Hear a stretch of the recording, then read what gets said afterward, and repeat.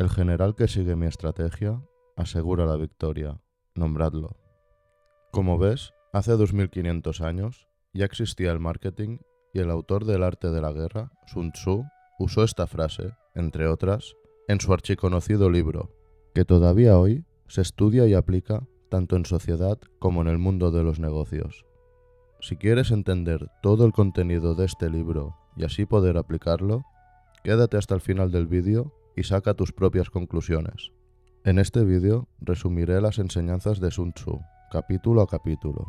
Al final de los primeros capítulos, usaré de ejemplo situaciones actuales en las que podríamos usar el contenido del libro. En los siguientes, procura hacer tú ese ejercicio para no eternizar el vídeo. Sin más, vamos a por el primero. Primer capítulo. Valoraciones preliminares. Es en el campo de batalla donde se decide la vida o la muerte, el mismo camino que lleva al éxito o a la perdición. Es por eso que su estudio es imprescindible, teniendo en cuenta estos 5 puntos. Primero, fuerza moral, la armonía que hay entre el pueblo y los gobernantes. Segundo, cielo. Significa noche o día, la estación del año, el frío o el calor, y las limitaciones que estos imponen. Tercero, tierra. Las distancias largas o cortas, el terreno accidentado o plano, abierto o cerrado, fatal o seguro. Cuarto, comando, las virtudes del general. Quinto, orden, disciplina y organización del ejército, asignación de cargos oficiales y dominio de la logística. De los dos ejércitos que se enfrentan, se puede saber cuál vencerá. Será el que mejor domine estos factores. En la guerra hay que engañar al enemigo.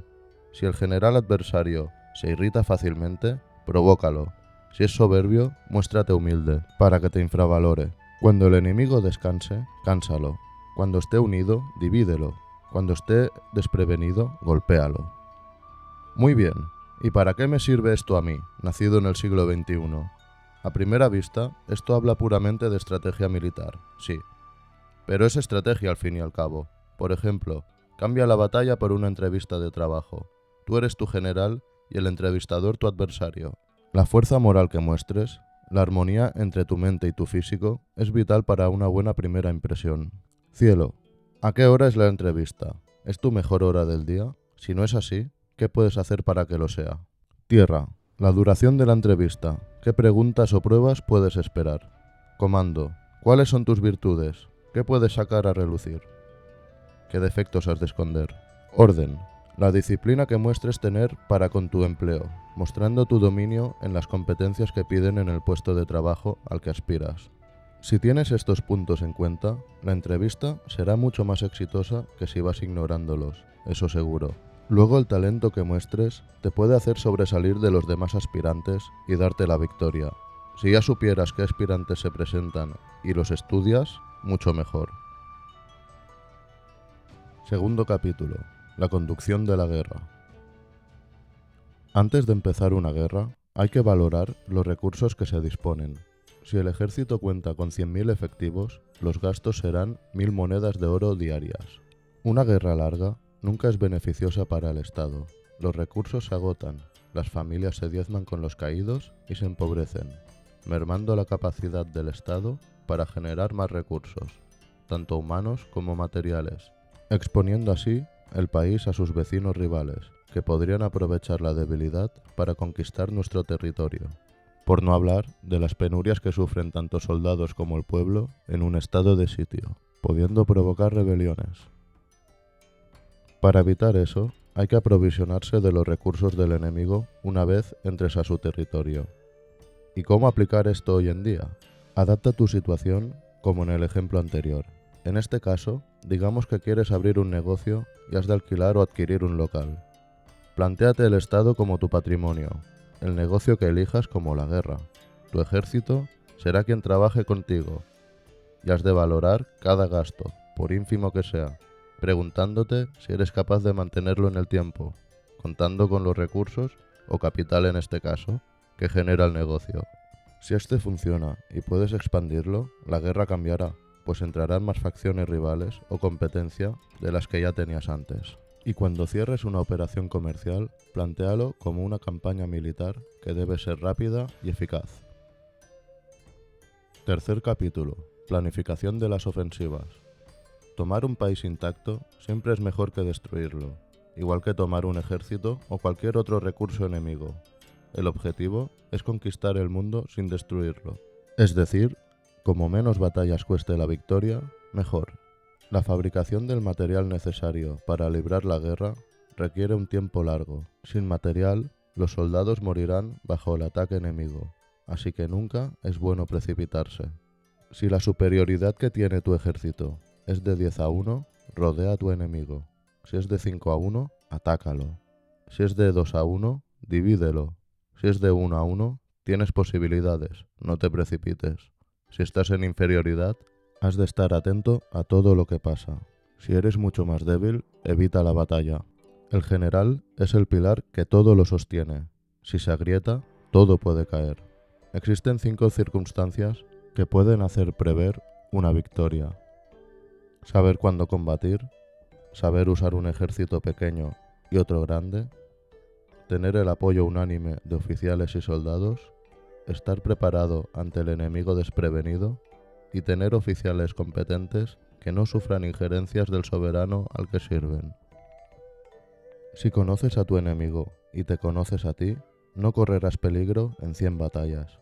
Si te conoces a ti mismo y no al enemigo, por cada victoria sufrirás una derrota. Adivina qué pasará si ni siquiera te conoces a ti mismo. Cuarto capítulo. La disposición de fuerzas. Los ejércitos, antes de entrar en batalla, permiten adivinar cuál será el vencedor. El guerrero experto sabe justamente cuándo atacar, esperando al momento de vulnerabilidad del enemigo, mientras procura ser él quien no muestre vulnerabilidad. Si estás en inferioridad, defiéndete desde las entrañas de la tierra. Si estás en superioridad, golpea como el rayo caído del cielo. Los que siempre salen vencedores son los que no se equivocan con sus valoraciones, que son las siguientes. Primera, medir distancias. Segunda, medir las capacidades. Tercera, determinar las cifras. Cuarta, comparar el peso. Quinta, victoria. Quinto capítulo. La potencia. Que el ejército aguante el ataque enemigo sin sufrir la derrota dependerá de su dominio de las maniobras previsibles e imprevisibles. Que tus tropas puedan golpear como la piedra un huevo depende de saber caer, puntos fuertes y puntos débiles. En general, las batallas comienzan con maniobras previsibles y terminan con imprevisibles. Así que, el que domine estas últimas dispone de recursos ilimitados en batalla. Igual que las combinaciones de colores, gustos, sonidos son infinitas, también lo son las combinaciones de maniobras militares. El general ha de saber usar tanto la potencia de sus tropas como utilizar su precisión. Nunca exigirá esfuerzos individuales a sus tropas. Usará la combinación de estas para atacar. Sexto capítulo. Puntos fuertes y puntos débiles. El primero que llega al campo de batalla es el que espera al adversario, y si dispone bien sus fuerzas, será el que gobierne la batalla. Una vez enfrentados dos ejércitos, si quieres que el enemigo venga a ti, ofrécele alguna ventaja. Si quieres que se aleje, debilita sus fuerzas con escaramuzas.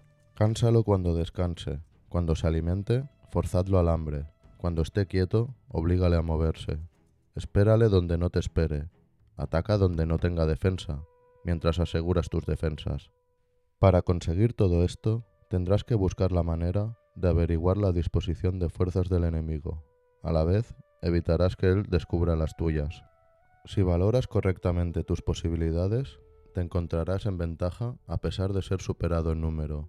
Igual que no predomina uno de los 5 elementos sobre otro, ni ninguna estación sobre otra, un buen general se sabe adaptar a las circunstancias. Séptimo capítulo. Maniobras. La conducción de un ejército por territorio enemigo siempre es una tarea tortuosa en la que es necesario el conocimiento exacto del terreno, cada montaña, cada río, cada sendero. Si mandas a un ejército bien equipado a por una posición ventajosa, llegarás tarde. Si mandas a un ejército sin mucho equipaje, llegarás a tiempo, pero les faltarán recursos y provisiones. Así que más vale servirse del engaño y moverse solo cuando se disponga de una posición ventajosa. Nunca ataques a un enemigo en la cima de una montaña, ni persigas a un ejército que se retira organizadamente. Octavo capítulo. Las 9 variables. Las 9 variables a tomar en cuenta cuando se reúne el enemigo que va a la batalla son: primera, no acampar en terreno adverso. Segunda, únete con tus aliados en terreno bien comunicado. Tercera, no pares en un terreno yermo. Cuarta, sé astuto en un terreno que tiende a cercar. Quinta, presenta batalla en un terreno fatal para tus enemigos. Sexta, hay caminos que no seguir. Séptima, hay ciudades que no hay que atacar. Octava, hay ejércitos que no debes atacar. Novena, hay órdenes de tu soberano que no hay que acatar. Si sabes sacar provecho de las 9 variables, conducirás tu campaña con éxito. Los 5 defectos nefastos para un general, los cuales has de evitar, son: primero, si desafía demasiado a la muerte. Segundo, si valora demasiado su vida. Tercero, si es colérico. Cuarto, si es sensible a la calumnia. Quinto, si quiere demasiado a sus hombres. Noveno capítulo. Las marchas. Si has de atravesar montañas, ves por los valles y acampa en la zona alta, donde da el sol. Así, en caso de combatir, lo harás con los enemigos abajo de tu posición. Cuando cruces un río, aleja las tropas rápidamente. Si el enemigo lo cruza, espera a que pase la mitad de la tropa para luchar con ventaja. No acampes ni pares en terreno pantanoso. Si luchas en un terreno así, coloca tus fuerzas entre árboles y juncos. En terreno llano, deja las elevaciones a la derecha y detrás. De esta forma, tienes seguridad detrás y el peligro delante. Cuando veas los pájaros volar y los animales correr, ten seguro que el enemigo se dirige a atacarte. Décimo capítulo. El terreno. Las características del terreno marcarán el desarrollo del combate, pues uno de los ejércitos lo usará de forma favorable. Un terreno del que se puede salir, pero es difícil volver, es intrincado. Hay que salir de él con el enemigo desprevenido. Si está preparado, nos derrotará. Un terreno del que ambos ejércitos pueden salir es igualado. En él fingiremos retirarnos como cebo. Sus fuerzas atacarán y las nuestras a la espera de dividirlos. En un terreno angosto, si soy el primero en llegar, mis tropas ocuparán toda la hilera. Si llega antes mi enemigo, solo atacaré si sus fuerzas no ocupan la hilera. En un monte, ocuparé la parte alta y esperaré al enemigo. Si llega él antes, retrocederé. Si el terreno es extenso, es difícil provocar al enemigo para que recorra él la distancia, igual que he de evitarlo yo. 11º capítulo. Los 9 terrenos. Cuando luchas en terreno propio, estás en uno de dispersión. Cuando entras en un terreno enemigo sin penetrar demasiado, es un terreno anodino. Un terreno donde ambas fuerzas tienen igualdad es un terreno disputado. Un terreno donde ambos ejércitos pueden irse es un terreno abierto. Cuando en un terreno convergen 3 estados y el primero en ocuparlo obtendrá buena parte del imperio, es un terreno de intersección. Cuando un ejército penetra profundamente en territorio enemigo dejando atrás fortificaciones y pueblos, se encuentra en terreno difícil. Los montes y bosques, pantanos y en general caminos accidentados son terrenos intransitables. En un terreno que se accede por un sendero y sale por caminos sinuosos, una fuerza pequeña puede superar a una grande, pues es un terreno cercado. Si precipitar la batalla puede dar la supervivencia y retrasarla asegura la muerte, nos encontramos en terreno mortal. Por esto, en terreno de dispersión evita la batalla. No pares en terreno anodino, no ataques en terreno disputado. En uno abierto, procura que no corten comunicaciones. En uno de intersección, alíate con los vecinos. En uno difícil, haz escaramuzas. En uno impracticable, acelera la marcha. En uno cercado, usa las estratagemas. En uno mortal, lucha. 12º capítulo. Ataque con fuego. Hay 5 cosas que puedes atacar con fuego: hombres, provisiones, carros de transporte, arsenales y por último, todo el campamento. En caso de atacar con fuego, has de estar atento a 5 condiciones distintas. Si enciendes el interior del campamento enemigo, ataca rápidamente desde fuera. Si en empezar el fuego los soldados enemigos no pierden la calma, espera, no ataques. Cuando el incendio alcance su punto máximo, ataca si puedes, si no, espera. Si puedes incendiar el exterior del campamento, no esperes a encender el interior. Si incendias a favor del viento, no ataques contra el viento. 13º capítulo. Utilización de espías. La información valiosa que te ahorrará soldados y recursos no cae del cielo. Es necesario el uso de espías, que dividiremos en 5 tipos. Si los dominas todos, tendrás el tesoro más valioso de la guerra. Hay agentes locales que proceden de la región atacada. Hay agentes internos que trabajan como oficiales del enemigo. Hay agentes dobles que son los que trabajan para el enemigo utilizados en favor propio. Los agentes muertos proporcionan información falsa al enemigo. Los agentes vivos son los que nos traen información.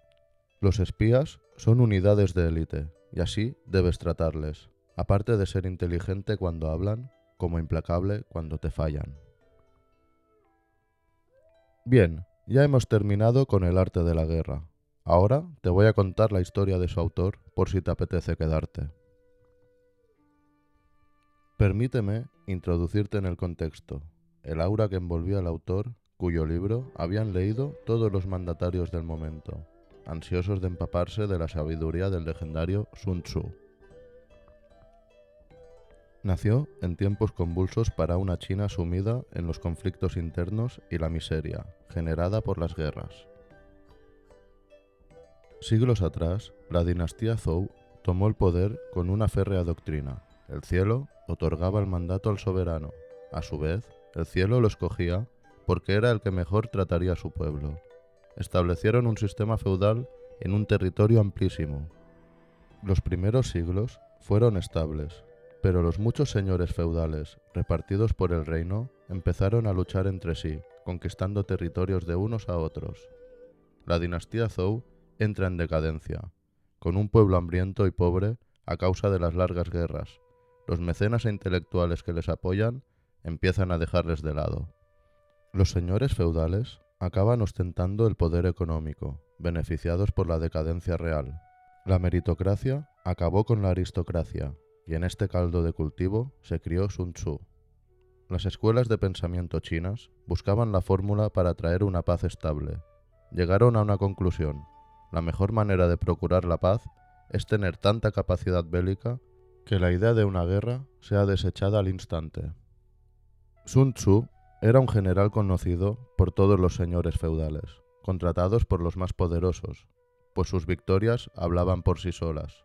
Escribió los 13 capítulos del arte de la guerra, y fueron estudiados por todos. He Lu, un señor feudal, se quedó admirado al escuchar cada capítulo, tanto que contrató a Sun Tzu para comandar sus ejércitos. Y según dicen, la siguiente anécdota que contaré es real. He Lu le pidió a Sun Tzu que demostrara que era un buen general, antes de formalizar el contrato. Sun Tzu hizo convocar a todas las damas del palacio, unas 180, y las dividió en 2 grupos, capitaneados por las 2 concubinas favoritas del emperador. Sun Tzu les indicó que les ordenaría moverse, y que ellas deberían ir hacia donde él les indicara, y luego las demás deberían imitarles. Al darles la primera orden, moverse a la derecha, ellas estallaban en carcajadas, y Sun Tzu le dijo a He Lu: si los oficiales no reciben órdenes claras, es culpa del general. Y las mandó moverse a la izquierda, y de nuevo las concubinas se rieron. Si las órdenes son claras, pero la tropa desobedece, es culpa de los oficiales, y mandó decapitar a las 2 concubinas. He Lu intentó evitarlo, pero Sun Tzu respondió que hay órdenes que no puede aceptar como general, y clavó sus cabezas en 2 picas. Ya te digo que las siguientes órdenes fueron acatadas con precisión. Ya tienes las tropas listas. Para que pases revista, dijo Sun Tzu. No tengo ganas de pasar revista, contestó He Lu. Quizás al señor le gustan más las palabras que los hechos que tanto necesita, respondió Sun Tzu. A lo que He Lu repuso: estás contratado. En fin, antes se las gastaban distinto. Con esto terminamos con el arte de la guerra. Si te gustó mi contenido, dale al like y suscríbete. Hasta la próxima.